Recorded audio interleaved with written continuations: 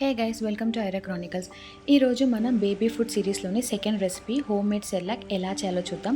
Trust me, this is one of the best recipes అని నేను చెప్తాను. ఫస్ట్లీ ఒక బౌల్ ఫుల్ ఆఫ్ మకానా తీసుకొని బాగా డ్రై రోస్ట్ చేయండి. క్రిస్పీ అయ్యే వరకు డ్రై రోస్ట్ చేసి దాన్ని పక్కన తీసి పెట్టుకోండి.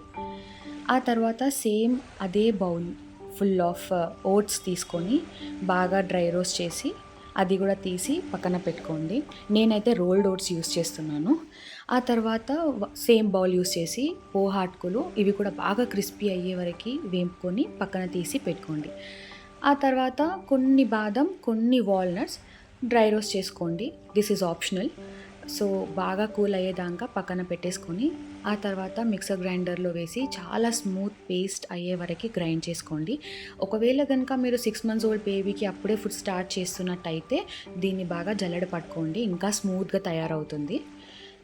ఇలా తయారైన పౌడర్ని జస్ట్ ఎయిర్ టైట్ కంటైనర్లో స్టోర్ చేసుకొని మీరు ఎప్పుడంటే అప్పుడు యూస్ చేసుకోవచ్చు.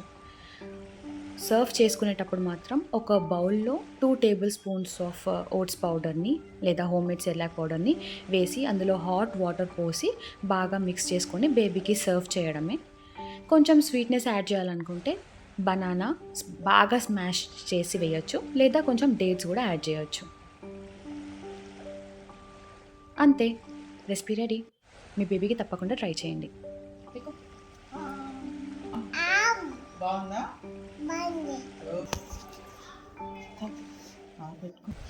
మమ్మీ